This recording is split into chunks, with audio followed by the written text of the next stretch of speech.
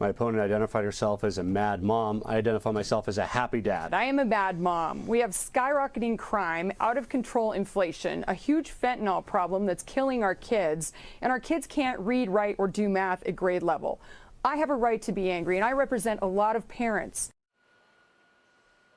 Well, that was Colorado gubernatorial candidate. Well, it was the debate between the Democrat governor Jared Polis and Republican challenger Heidi, where she defines and defends the moniker of Mad Mom.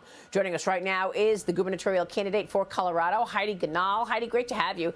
Thanks very much. All of the things you listed, I would be mad too. How are you going to fix this?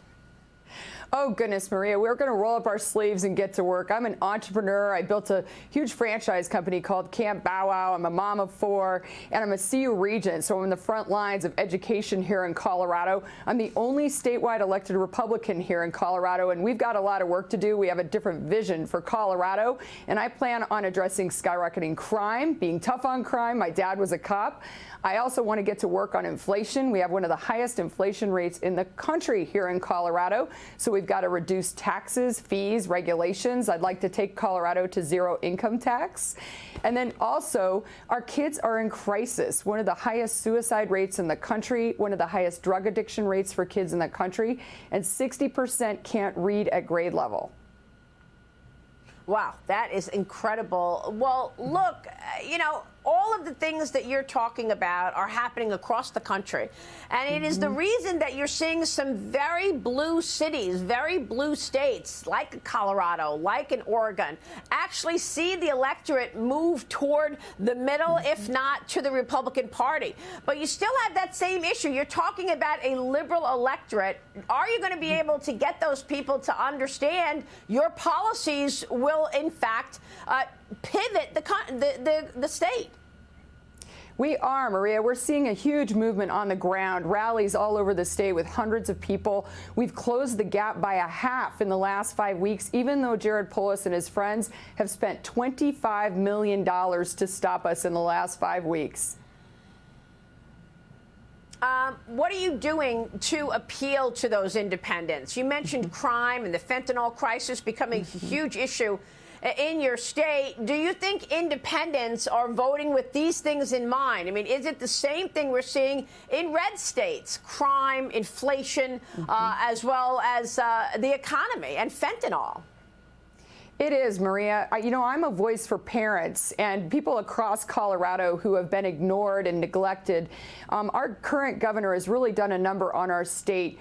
Fentanyl is one of our biggest problems here in Colorado. We have the second highest increase in fentanyl deaths in the country, and it's affecting kids. Fentanyl poisoning. It's just a horrible, horrible issue here on the ground. And Jared Polis declared us a sanctuary state and decriminalized fentanyl here, which has really made the problem very, very bad. Also, we're #1 in auto theft in the country and the 4th worst state in crime in the U.S. This is Colorado we're talking about, not Chicago. So people are ready for change.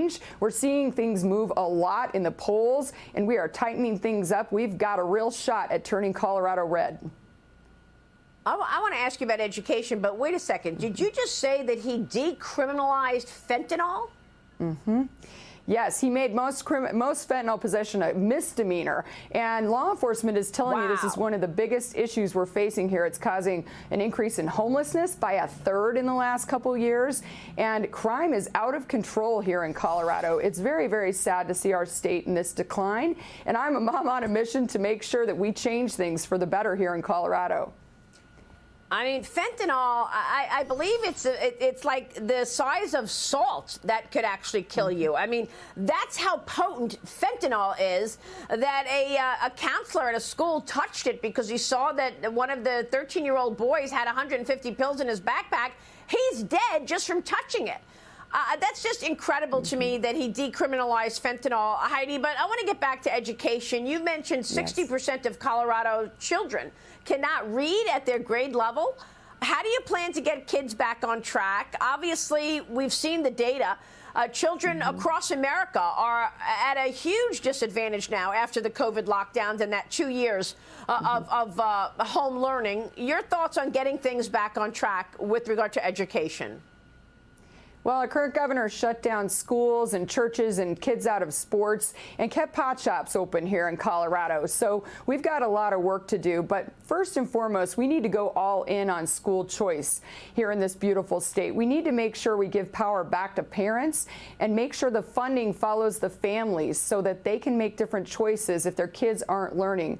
One of the most tragic statistics is in Denver public schools, where 95% of African American and Hispanic kids cannot read at grade level. That is a tragedy, and it means that they are 4 times more likely to drop out of high school, which doesn't bode well for their future. I have a passion for kids. I've been involved in education reform for a long time.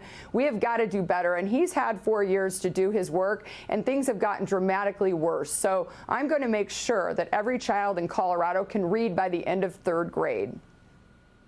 All right, we'll be watching. Heidi, great to have you this morning. Thanks very much. Heidi Ganal joining us this morning in Colorado. Thank you.